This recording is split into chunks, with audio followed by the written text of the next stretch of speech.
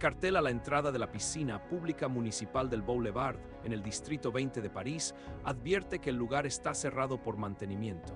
Lo que no dice es que este mantenimiento haya durado 37 años. Detrás del muro, invisible en los registros del ayuntamiento, se encuentra un grupo de edificios de hormigón de poca altura, dispuestos de una manera que sugiere una función militar disfrazada de modernidad burocrática. En el tercer piso del edificio este, las ventanas tienen un tono diferente a las demás. En el anexo oeste, el sistema de ventilación del tejado alberga equipos que no tienen nada que ver con la circulación del aire. Un hombre con un discreto traje gris entra por una puerta que requiere 3 pasos de autenticación, ninguno de los cuales implica una llave o placa visible. Sigue un pasillo que no aparece en los planos oficiales del edificio y desciende por una escalera construida en 1982 sin inscripción en ningún permiso municipal. Ese es el verdadero propósito del grupo, la sede de la Dirección Générale de la Sécurité Extérieure, la DGSE, el Servicio de Inteligencia Exterior de Francia. Una agencia que la mayoría de los franceses sabe que existe, pero que no sabría describir, que otros servicios de espionaje respetan, pero nunca admitirían colaborar. Ha derrocado gobiernos en África, saboteado programas nucleares en Medio Oriente, hundió un barco civil en un puerto de Nueva Zelanda, eliminó objetivos en 4 continentes y opera con una autonomía y audacia que, en comparación, hace que la CIA parezca comedida. Nadie habla de la DGSE, y ese es precisamente el objetivo. Tu vida dentro de la organización comienza en cada nivel. Nivel 1, el candidato. No ha visto ningún anuncio de trabajo, ni vacantes anunciadas, ni formularios en línea. Has sido identificado. La DGSE mantiene una red de honorables corresponsales repartidos por universidades, academias militares, escuelas de ingeniería e instituciones de formación diplomática francesas. Profesores que nunca han firmado un contrato con la agencia, pero que señalan discretamente a estudiantes con características específicas. Aptitud excepcional para los idiomas, resistencia psicológica, capacidad de actuar solo durante largos periodos sin depender del reconocimiento social que la mayoría de las personas necesitan para permanecer emocionalmente estable. Una tolerancia a la ambigüedad moral que no desemboque en nihilismo o rigidez dogmática. Fuiste nombrado en tu 3er año en Sciences Po. Su tesis sobre la política de intervención francesa en el África subsahariana no solo demostró competencia académica, sino una cualidad poco común: la comprensión del poder no como un concepto abstracto, sino como un mecanismo concreto, con entradas, salidas y necesidades de mantenimiento. Una mujer que se presentó únicamente como representante de un sector del Ministerio de las Fuerzas Armadas se puso en contacto a través de su asesor. Ella lo invitó a una conversación, no a una entrevista. El diálogo duró 3 horas en un café cerca del Jardín de Luxemburgo. Preguntó sobre su infancia en Lyon, sobre su padre, que trabajaba en empresas energéticas y viajaba con frecuencia a África Occidental, sobre los 18 meses de aislamiento durante su beca de investigación en Senegal, si alguna vez hubieras sostenido una gran mentira durante más de 6 meses. Si pudieras imaginar una situación en la que dañar a alguien que te importa estuviera justificado por un objetivo mayor que esa relación. Respondiste con sinceridad porque algo en su tono dejaba claro que cualquier deshonestidad sería detectada y el proceso se daría por terminado de inmediato. Ella le agradeció y se fue sin dejar su nombre, tarjeta ni ningún medio de contacto. 5 meses después, llegó una carta dirigida a la casa de sus padres en Lyon. El sobre llevaba membrete del Ministerio de las Fuerzas Armadas. El contenido era sencillo: acudir a esta dirección de las afueras de París en esta fecha. No hables con nadie. La fase de selección dura 6 meses y examina cada detalle de tu vida. Investigan desde su familia hasta sus abuelos, analizan sus registros financieros, historial de viajes, comunicaciones digitales y relaciones románticas pasadas y actuales. Entrevistan a personas de todas las etapas de tu carrera: profesores de secundaria, compañeros de estudios en la universidad, el dueño del restaurante donde cenabas 3 veces por semana durante tu beca. Te someten a evaluaciones psicológicas en 4 sesiones con 2 psicólogos diferentes que te hacen preguntas repetidas para detectar inconsistencias. También administran un polígrafo, aunque el servicio francés nunca ha confirmado oficialmente el uso de esta tecnología. El técnico llama al procedimiento una entrevista fisiológica, no un detector de mentiras. La diferencia es solo semántica. Ni el sudor de tus manos, estás aprobado. Cada año la DGSE evalúa a unas 200 personas, se aceptan menos de 80 para recibir formación operativa. Tú estás entre ellos. Nivel 2, la pasantía. Las instalaciones de entrenamiento se encuentran en el Centro de Entrenamiento de Quimper, en la península de Crozon, un lugar azotado por el viento donde el Atlántico choca contra acantilados de granito y el clima actúa como un instructor más. La formación adicional se lleva a cabo en una base secreta cerca de Cercotes, en el Valle del Loira, oficialmente perteneciente a las Fuerzas Armadas, pero gestionada exclusivamente por la Dirección de Formación de la DGSE. Tu grupo tiene 24 personas, 16 completarán el programa. El resto serán reasignados a roles analíticos o técnicos dentro de la agencia o regresarán a la vida civil con un acuerdo de confidencialidad y la recomendación expresa de no mencionar nunca lo que vieron durante sus semanas en el curso. El servicio francés forma a sus agentes de forma diferente a sus homólogos anglosajones. La DGSE nació de las cenizas del BCRA, el servicio de inteligencia de la Francia libre durante la Segunda Guerra Mundial, que operó bajo amenaza existencial real. Los agentes fueron lanzados en paracaídas sobre la Francia ocupada sabiendo que, si eran capturados, enfrentarían tortura y ejecución. Esta cultura organizacional conlleva una filosofía específica. Se entrena para lo peor porque lo peor no es hipotético. Ya sucedió, le pasó a quien construyó esta institución. El primer módulo es físico e implacable. A pesar de tu apariencia civil, eres un militar. La DGSE depende del Ministerio de las Fuerzas Armadas, no del Ministerio del Interior, y su personal operativo incluye un porcentaje significativo de personal militar de todas las Fuerzas Armadas francesas.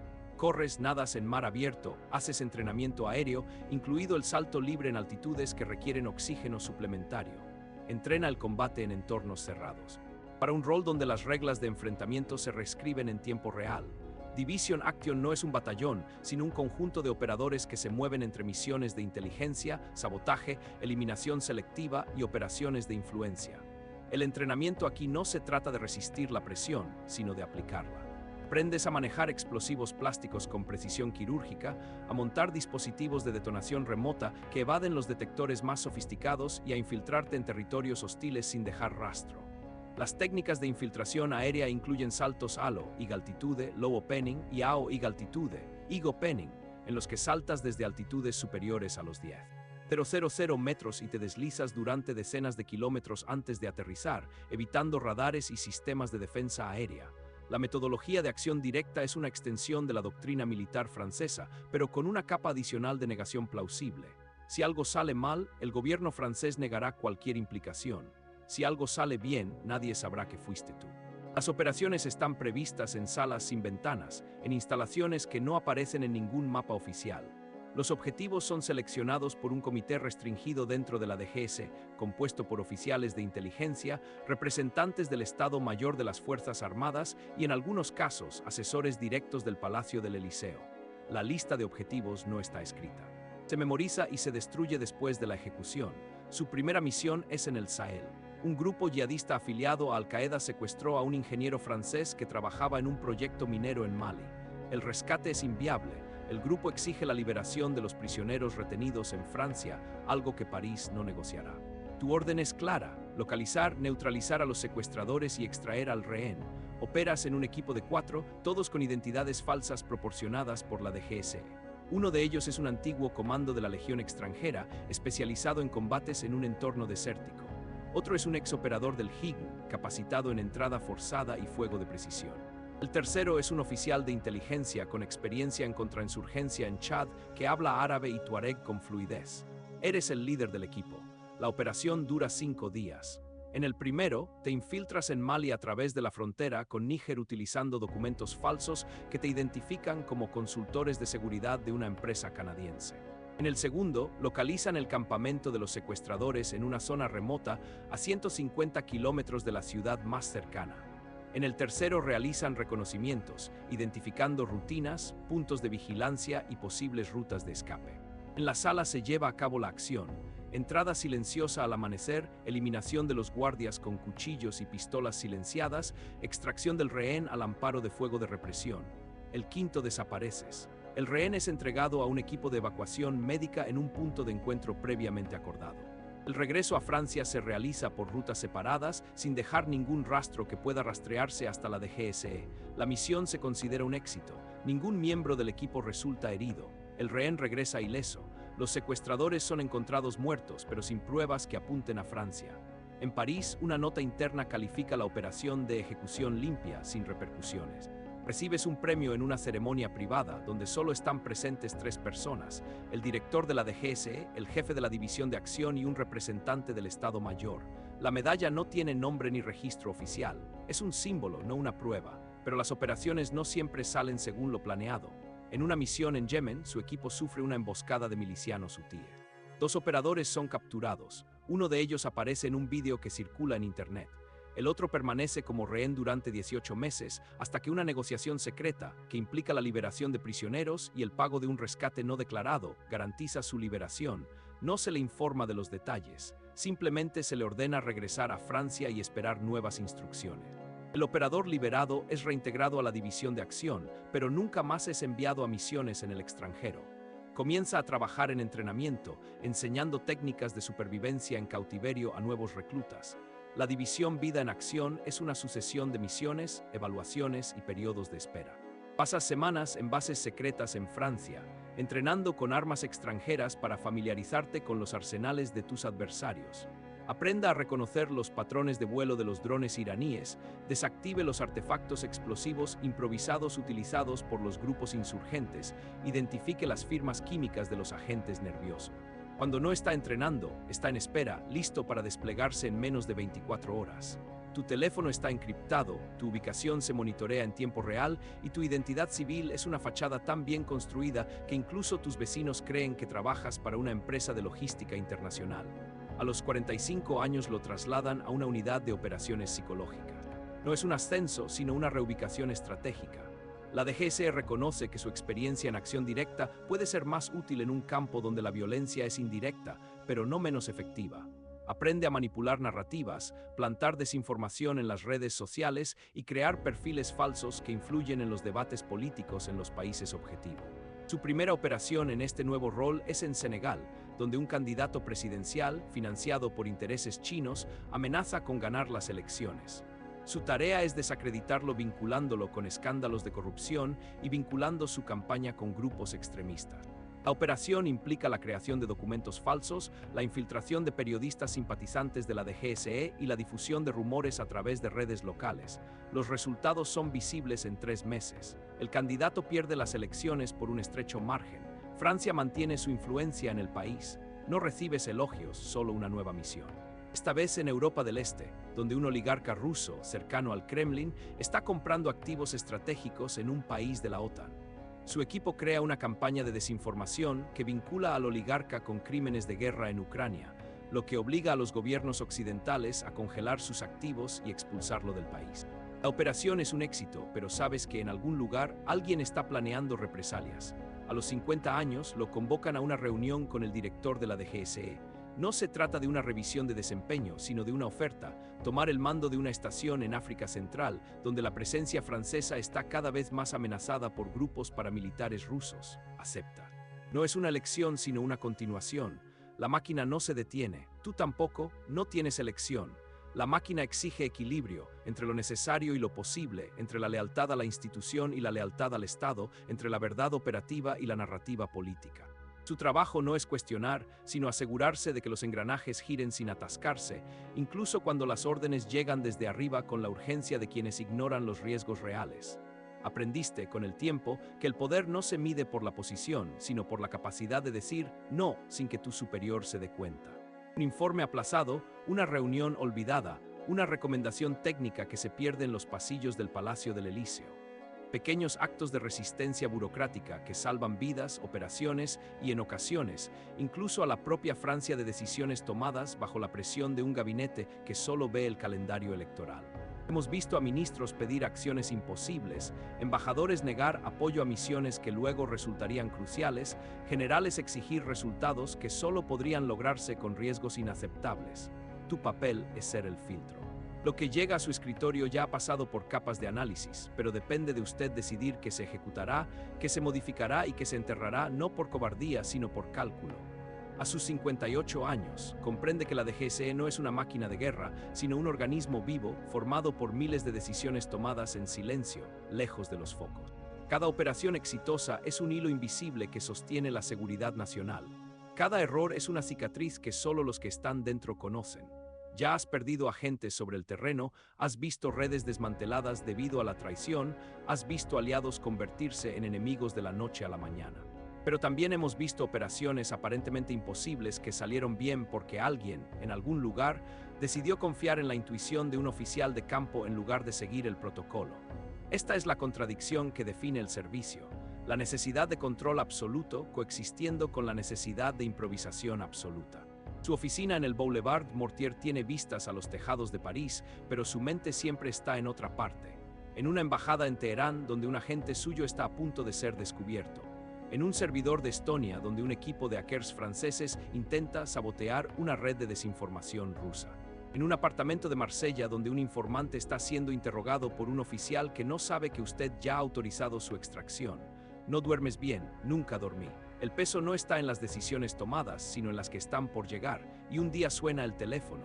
No es el director general ni Eliseo.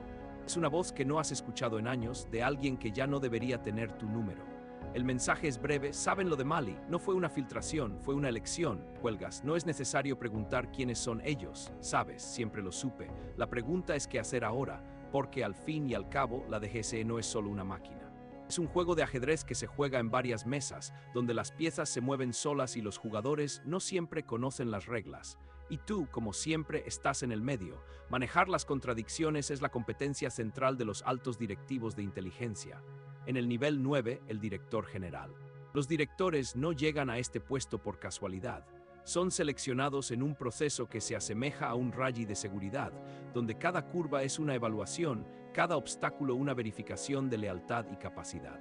Su nombramiento provino del presidente de la República Francesa en una reunión en el Palacio del Elíseo que duró 20 minutos, tiempo suficiente para alterar el rumbo de los servicios de inteligencia franceses durante el periodo de su mandato. Ahora ocupa la presidencia de una institución que ha funcionado continuamente bajo diferentes nombres y estructuras desde 1940. Cuando un grupo de oficiales de la Francia Libre en Londres decidió que una nación ocupada por un ejército extranjero necesitaba más que nunca un servicio de inteligencia.